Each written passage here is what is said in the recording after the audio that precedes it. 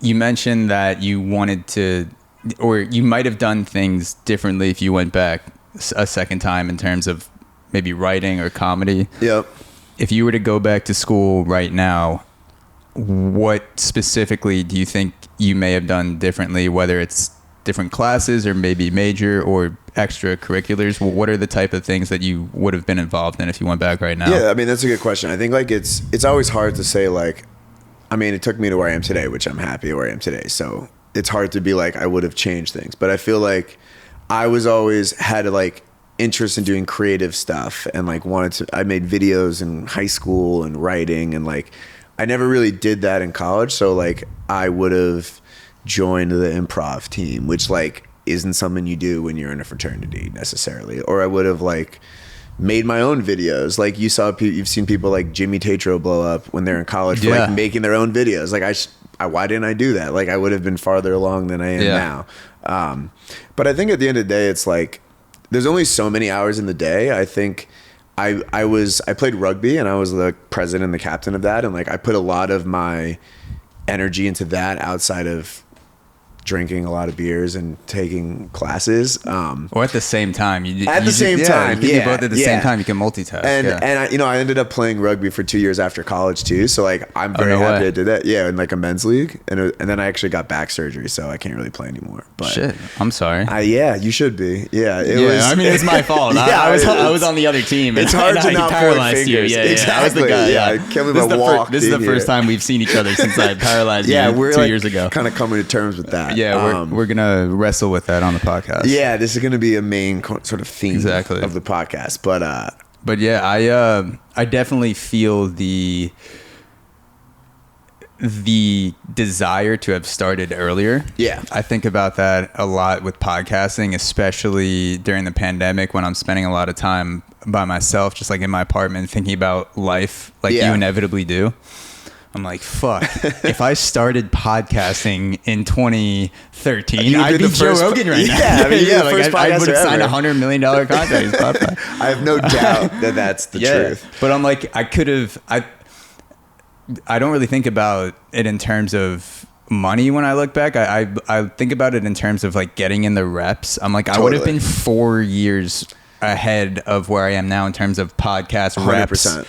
Or for you, comedy, sketch reps, meme reps, whatever it is. Yeah. And that's like thousands of reps over 4 years. So sometimes I get in this mode when I kick myself. I'm just like, fuck. Like, I know. The 10,000 Why didn't you just like record a single podcast? I know. But then I remember that, you know, it's not my journey, you know? Like, everyone has their own journey. It's interesting you brought up the reps thing, because like, I think as athletes, like I do think about it like that, where like, I feel like that's helped me when I've been approaching comedy, where it's like, it's just like about reps. Like I performed live for a while. It's like, it's just getting stage time. Like, it's just like a sport. Like you have to flex your muscle, and like, it's not going to be good for a while, which you like have to come to terms with. Mm-hmm. But it's I feel like it's a weird balance where you want to get in more reps to practice and get better at what you do for a long-term goal. Yeah. And then at the same time, when you're actually doing the rep, like right now in the middle of podcasting, I would be a shitty podcaster if I was thinking about where I wanted to be 10 years from now. Right. Which is the only reason why I'm sitting down with you right now, because you're going to launch me into the 100% into the stardom. Yeah.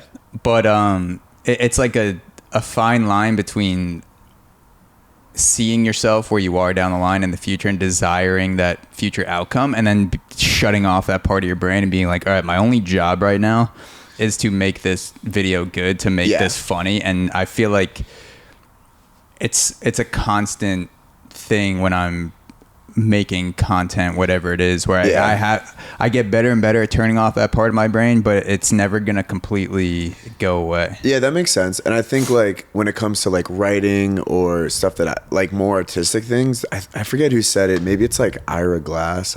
That's a person, right? It sounds like a person. Yeah, it's believable. yeah. I think it's like if you didn't ask me, I would have said like, I know who that or is. Like an NPR person. It sounds like I've read his book. Yeah, it was so good. You recommended it to me. I did. Yeah, that was before I broke your back. Exactly. But it's something where it's like when you first start out writing, your taste is like up here higher and your skill is here. So like you're writing and you know it's not good because you have like good taste. You like want to be an artist. You're like good, you know it's good and it's not going to be good for a while. So like it can be very frustrating to get your work to where you think the taste level that you're comfortable with. Like, you know what I mean? Like, so when you start, I think I may have actually seen this quote before. Yeah. For real. I didn't know it was my boy Ira though. Oh yeah, He lives right next to me. Yeah. So his point was that your talent or your taste is way above your talent at the beginning. Yes. And so there are people that are starting out that are not that good at what they're doing yet, but they have extremely good taste. And so it's a battle of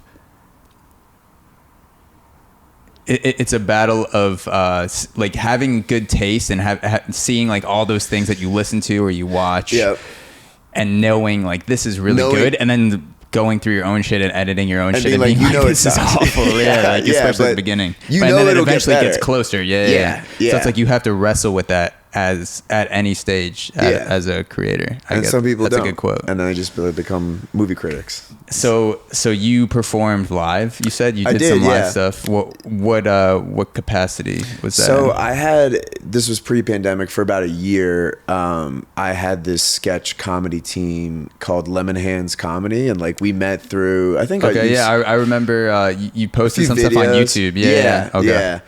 It was 5 of us that like met through different comedy classes, and we just started putting on shows in the city. And it was great. Like I've always been really lucky that I've gotten a lot of support from my family and friends. So like when we would have a show, like we'd have 50 or 60 people come and like performing comedy sketches live, and people are laughing, and like it was great. Like it was kind of a fucking rush, to tell you the truth. Yeah. And then like that's all kind of taken away, but what's it's a grind though to do performing live. What sort of spots was it at? Like what was the venue like? There's this place, a couple places. One of them is called the People's Improv Theater, and it's called the Pit. I don't know if you really know it, but like it's a smaller comedy theater where the people do like improv and sketch. And we met at classes at UCB, which is like Upright Citizens Brigade. Do you know what that is? So for the people who don't know, it's basically like a comedy school. So like it was started by Amy Poehler, a bunch of other people like Matt Walsh. And if you wouldn't know their names necessarily, but like if you see their faces, you know who they are. Yeah. So they started it, and it's like they teach you improv and how to like write sketch, and you take different classes, and they have house teams, and it's a theater. So like, a lot of comedians have come out of those kind of things. So we met in classes there. Yeah. So do you feel like improv made you better at creating content, taking the live aspect of improv and then putting that into the videos you make? Do you think it had a good impact? Yeah, I think it does. And like, I was never a huge improv guy. I was more sketch, like writing. I initially started out thinking myself as a writer, and then I think I'm naturally a performer. So it's kind of like worked out a little bit. But I would never really focus as much on improv. But I think improv helps, and like it helps you to like when you're writing and just doing things, like thinking about this could also be this, and it's like just kind of a way of thinking. There's a principle in improv called yes and. So it's like I don't know if you're familiar. That's like what I would tell people if I wanted them to believe I took an improv class. Yeah, it's like the most you take improv this, like yes and, dude. Like, it's like, oh, that's say so something smart. and I'll just go with it, bro. But no, I've never taken an improv class. I actually wrote it down as a to-do list thing before the pandemic, along with like 1,000 other things. But improv has always been in the back of my mind, where it's something that scares the shit out of me. Totally. I actually did Toastmasters instead. I was like, I'm either going to do Toastmasters or improv. And once Toastmasters went to Zoom, I was like, this doesn't really give me the rush anymore of standing in front of people. Yeah. Maybe I'll try improv when things start opening up. Toastmasters is like speeches. Yeah. It is a rush. You either do a 5 to 7 minute prepared speech. Okay. Which for the first one, I prepare, but not really, because I was like, I go on streaks where I could talk for 5 minutes on a podcast. I'm just going to say whatever comes into my head. And then when 15 people are staring at you, expecting you to have this well thought out process, you just fucking shit the bed. But no, I genuinely felt like I got better in Toastmasters. And then what I really liked, kind of what kept me going back, was they did these 2-minute improv, and you had to volunteer before you would do the topics, before they would tell you the topic. So you volunteered not knowing what you were talking about. So I don't know if it's considered improv because it's not with another person. Okay. But it would just like, who wants to go next? You raise your hand. They don't tell you the topic yet.